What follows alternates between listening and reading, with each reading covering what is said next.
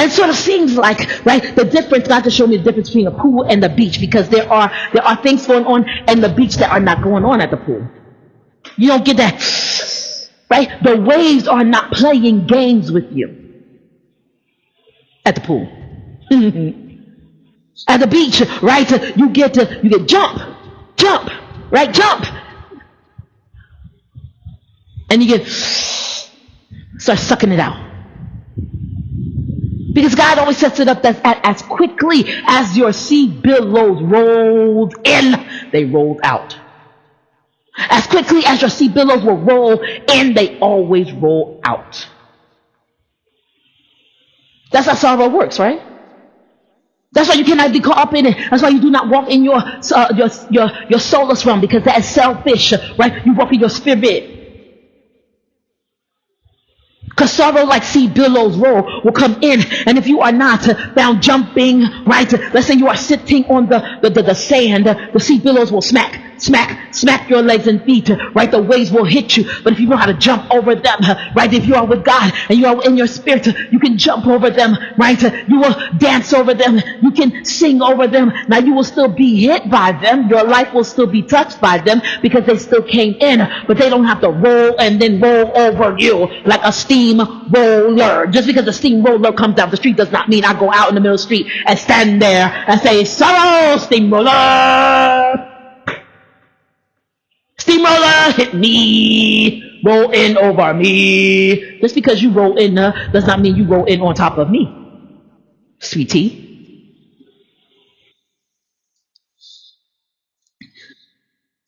Because God does it. As quickly as the billows roll in, they roll out, don't they? When sorrow like sea billows roll. That's why I'm not called to sing. Because everything I sing is flat. But when I speak, whatever my lot thou hast taught me to say. I'm be honest with y'all. I don't know how God taught me to say this. I just think that my lot has been my life. And so I don't know anything else. As a matter of fact, when I would sing this song, even if the Lord would beat me, I would say, whatever my life. Oddly enough, most people look at me and they think it's a handicap for me, because I don't ever complain.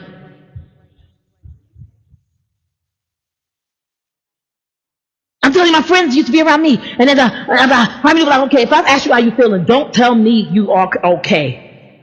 Then what do I tell you? I mean, I'm sick. She know I'm sick.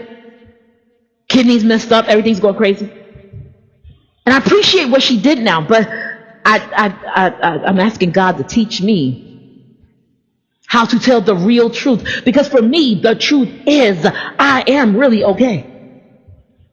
I see blessings in things that most people don't see blessings in. Second blessing, second blessing, second blessing, second blessing. Every second is a blessing. It's a miracle. It's miraculous. You look at me and think that I should be upset when I am actually rejoicing. Do I like it all the time? No. And that's what my pastor's there for. I talk to him about it. But in general, I am happy in my situation. I am joyful and I am happy as well.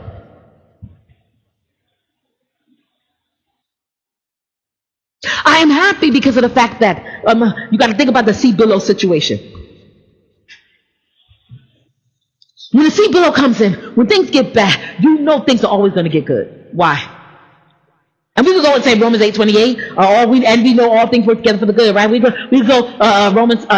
Matthew 6:33, seek ye first the kingdom of God and his righteousness, and all these things will be added unto you. We go to then Romans 8:37 that says, yet and still in all these things we are more than a conqueror. Then we go to Romans 8:28 that says, and we know all things work together for the good to them that love God and are the called according to his purpose. Then I could go to Philippians 4:13 that says, I could do all things through Christ. I could do all things through Christ, through Christ that strengthens me. Then I go to Philippians 3:15 3:14 that says, "Brethren, I count not myself to have apprehended, but this one thing I do, forgetting those things which are behind me, and look at what our eyes ahead. I press towards the mark for the prize of the high cause in Christ Jesus our Lord." Then we go from this one thing to that one thing in Psalm 27 verse 4 that says, "One thing have I desired of the Lord, and that will I seek after, that I will dwell in the house of the Lord all days of my life, to behold the beauty of the Lord and inquire in the temple." So I go from Matthew 6:33, naturally seeking things, to Psalm 27 verse 4, actually getting them, right, spiritually, getting everything I need on earth, and in heaven, right, knowing that I have that built up for me in heaven. I don't understand why you are crying.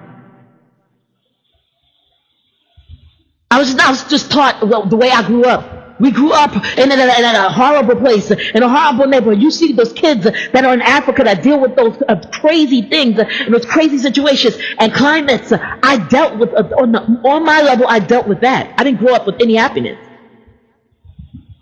So if I got another second, I'm happy.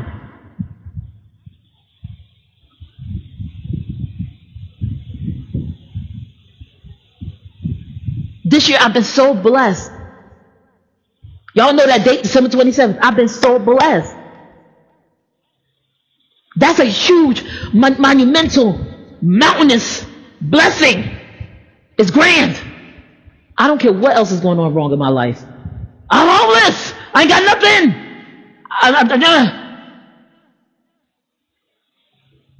But I still got December 27th. I lost everything. I lost all the clothes. I lost everything. But I still got the Chamber of Commerce. And I can still close my eyes and see the scene. I have nothing. I told you if I died the day after that, I would have been all right. All right. Jesus will make it right. No, not Jesus will make it right. Jesus already made it right. The turmoil and stress that I grew up in and under. It was sea billow, bam, sea billow, bam. It was tsunami, bam. Mixed in with sea billows.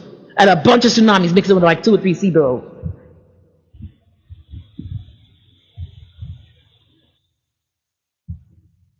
And at the end of the day, I must say, I'm okay, me and my soul.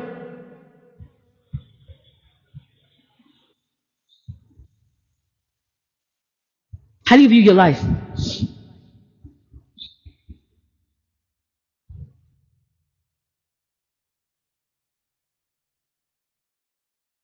On the third day, there was a wedding in Cana of Galilee, and the mother of Jesus was there. Now, both Jesus and his disciples were invited to the wedding. We talked about this because that statement right there lets us know Mary was not invited. Just because you see me somewhere, don't mean I was invited. On the third day, there was a wedding in Cana of Galilee, and the mother of Jesus was there. Now, both Jesus' disciples were invited to the wedding. If she was invited, why make the stipulation? And when they ran out of wine, they just shoot right for the gut. And when they ran out of wine, the mother of Jesus said to him, "They have no wine." Jesus said to her, "Woman, what does your concern have to do with me? My hour has not yet come." Now, we talked about this. It's a beautiful picture because Jesus was sitting there doing what? Minding his own business. Minding his business. His business. Business. He's minding his business. A lot. He was doing that a whole bunch. That was his lot. Whatever his lot, he already knew to say. He was minding his business. Come on, yo. His mother said to the servants, "Whatever he says to you, do it." Now,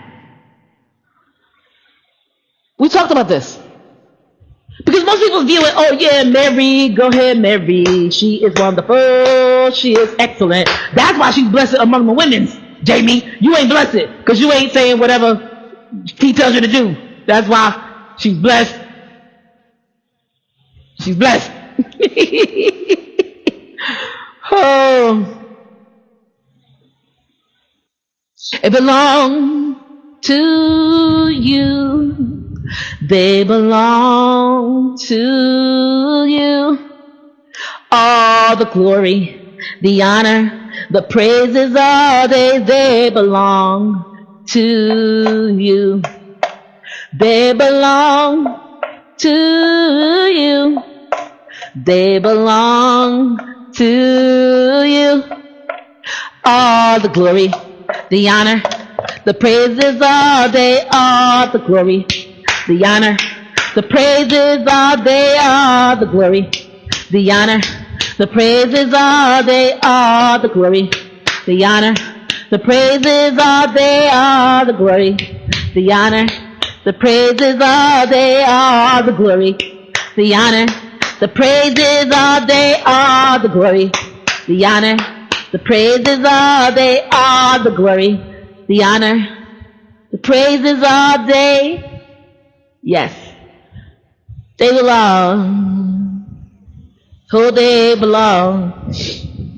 They belong. They belong. I told you I'm not a singer. They belong.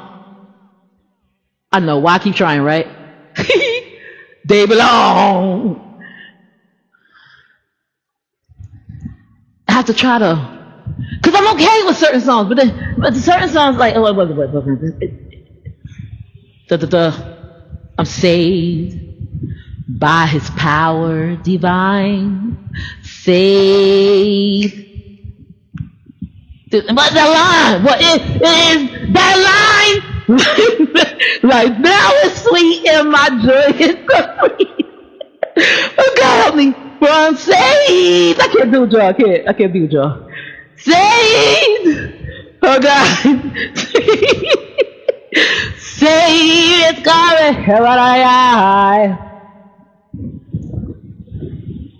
That song, life now is sweet and my joy is complete. Certain songs I just have to be able to sing. And I mean yell out. Oh, come on. That's why I said it when I was young. I said I'm going to get apartments. I'll get a house that I could sing in. Lois said, good, leave. I was what, 8?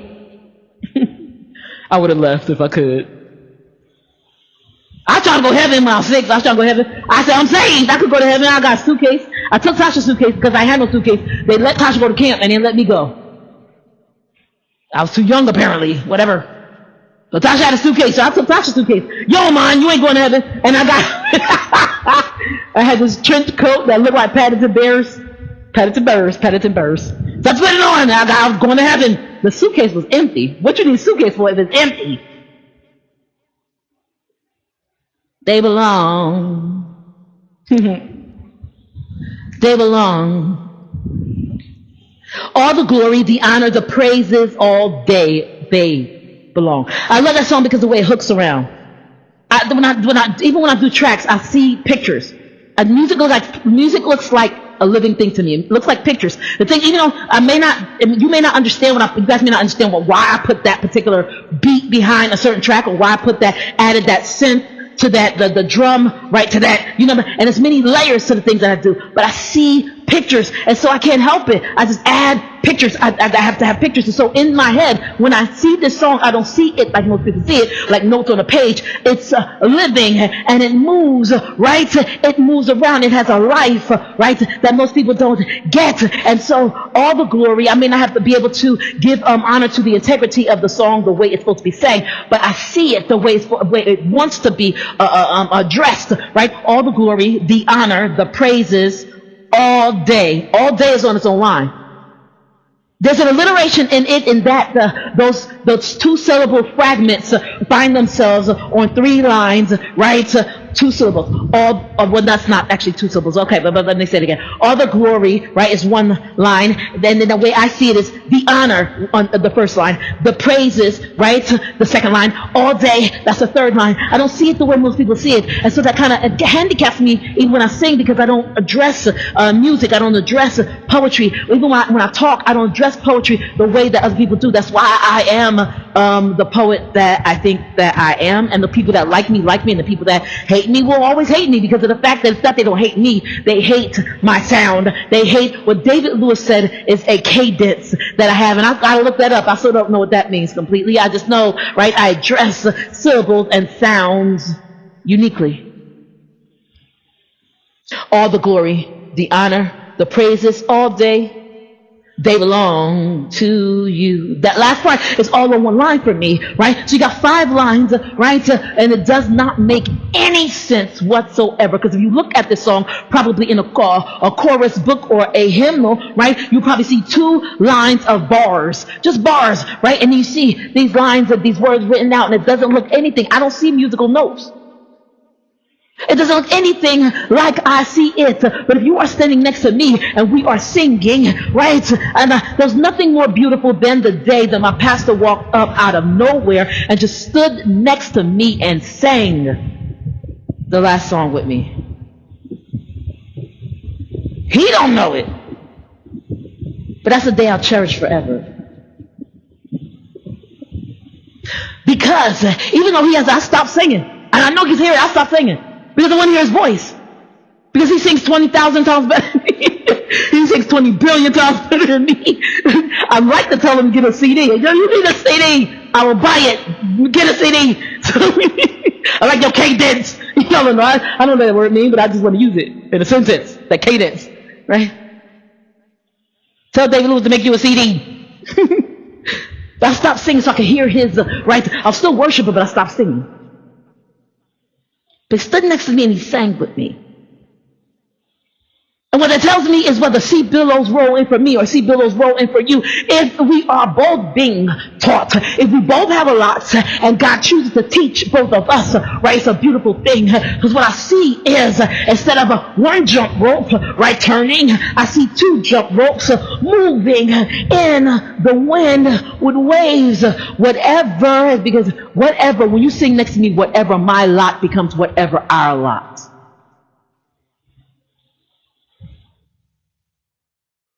So we read and we retreat, God, thou hast taught me to say, that part's individual, right?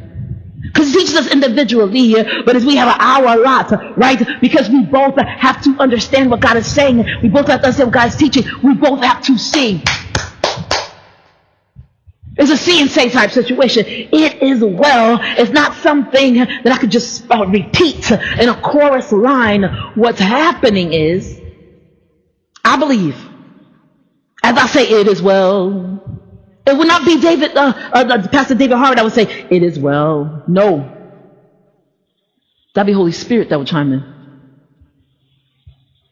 I am in so much pain because I just lost my daughters and I am singing, right? And so I didn't have the strength or the energy to get words out. And so he intercedes for me with moanings and groanings and utterings, right? That's the only thing that brings me through. But I have sorrows like sea billows, right? So as that's happening, right? As I sing, I told you guys when I sing, one song he loves, my hope is built on nothing less, and he just pulls the mic out and starts singing. Here he goes, then Jesus' blood and righteousness. He chimes right in, right? There's certain songs, right, that speak to us, right, that we know. And when we know that song, when that song comes up, we really get into it. There's certain songs they sing in my church, and I'm like, oh, yeah, sing a tri-state fellowship, do that thing. But when I hit the note that I want to sing about some chasms, they know it, David Lewis know it. Sing a song about some chasms, I could do it. I could hit that right there. My Holy Spirit jump up and start singing with me, right, because he knows that I find myself ebbing more than flowing. Remember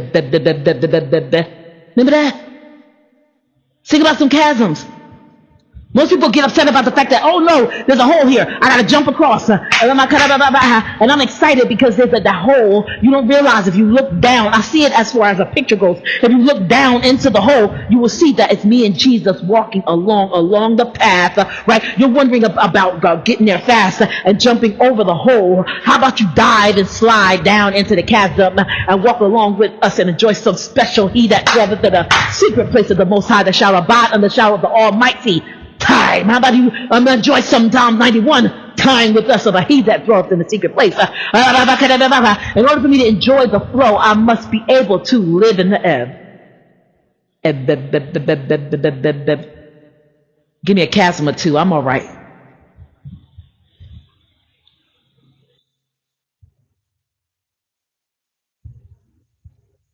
Does the sea below have a chasm?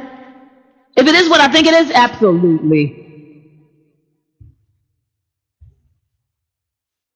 Just like there's a spacing, right, in the chasm, right, where that's a spacing, right, where you have to jump from one side of the one mountain to another to get to the other side, right? That hole is that chasm, right? If a sea billow is what I think it is, the chasm is, that's why I brought up the distance, the diameter, right, of the wave, of the billow itself, the diameter or the circumference, not really, but the diameter, which is 2 times the actual radius, right? The radius is that one from the middle vertice, right, up to the end of it, right, that diameter itself, that's 2 times that. That diameter would be your time, right, between one billow and the next. That diameter would be your chasm.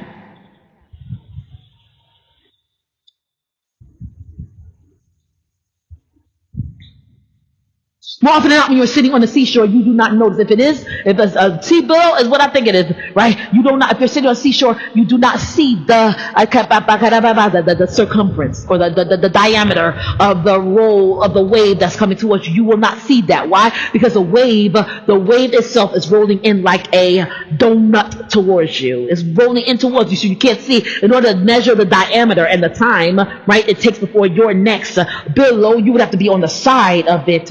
You would need, right, a slice of it to be able to do it, but because you do not have time to take a slice, right, you're just sitting there getting hit.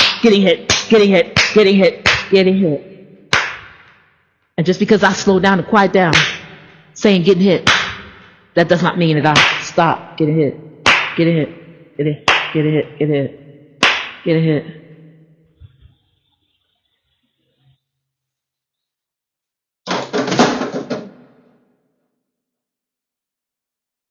My question for you is, what indicates sorrow for you?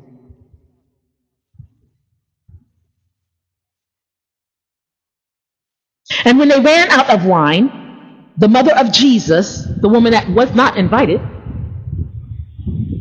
said to him, they have no wine. She said to her, woman, what does your concern have to do with me? My hour has not yet come. Now, we talked about this. When you hear somebody in the Bible talking about hours and time, it generally indicates that they are of great wisdom. 4. We think that heaven is something that new heaven and new earth is something that we're going to see and we want to see, right? And it's based on us seeing it, that how we deal with it. But what you don't understand, it's not based on whether you see the new heaven and the new earth, and that indicates whether you experience it. It's based on how long you can hold out. It's timing. I tell people this all the time. If you have the understanding that timing, right? Understanding of God's timing, right? Or if you are understanding God's timing enough to know to leave timing in God's hands, that's wisdom. I'm understanding how his timing works and mapping it out for a time, or time, or time, 2 times, and half time. There it is. 3.5. If you understand the meaning of that, right, that's one thing. Or if you're like me, you really don't care to understand it. You just give it all to God and say, okay, whenever you decide to wake us up, I'm with that. I'll just take the dirt back. I'll be all right with that. That's whack for me to try and figure that out because I know I would get it wrong. Either way, whatever you do with time, as long as you give time back to God because it belongs to him, right, it's timing. That explains everything in the earth, right? We are here, right? And we are, when they say we are but a vapor, I said, oh, I'm not a vapor. I don't want to be a vapor. Somebody told me, I think it was Tracy, Jamie, you're not a vapor. That's not what that means. What God showed me, she didn't tell me what it means. What God showed me is on the Kairos map, right? Your timing on the Kairos map of time since the beginning of time is but a vapor. I don't care if you live 100,000 years, it's still a vapor. It's nothing. You're a blip. You're talking about 80 years. When you have numbers that are quantifiable and you start talking about numbers that are in just words, you can't compare. I loved it because I said, okay, I can look at it and I can see how many blogs I put on YouTube. And so I loved it when it said 930, and I loved it when it said 847, and I loved it when it said 500, right? So I said, okay, I got this many before I will actually reach 1,000. So now I'm at 1K, 1,000. Woohoo! Yeah! Oh yeah! Oh yeah! Oh yeah! oh, what is this? I'm upset now. Why? Because I like numbers. I want to see details, right? And what they did, instead of putting a 1001, 1002, no, they just put 1K. That's where I was last week. Oh, that's where I am now. 1K. What is that? 1K. It doesn't say 1K souls reached. It just says 1K blogs. 1K objects, videos. 1K. 1K. I said, like, I know that. I know the 1K, but how much? I want to play with that. I want to see how many I have to go before I get to 1.5K. Better yet, I put it in the terms that some of you who run can understand it with me, right? How many of you like running 5Ks? Would you like it if somebody that ran a 1K, right, got the same medal that you got for running your 5K? There it is. This is my 5K in the spirit. For the race is not given to the swift nor strong, but to him that endureth unto the end. I am, let's be honest, I don't feel good right now. I didn't feel good yesterday. I don't feel good right now. I'm in a lot of pain. But while being in a lot of pain, in a fiery furnace, right in the middle of my own dry bones, right, I can still sing with sorrows like the billows roll, wherever my lot. But while I'm singing, wherever my lot, right? I want you to outline what my lot look like. If I put on a blog, they'll be like 1K, 1K, 1K. That ain't funny. 1K.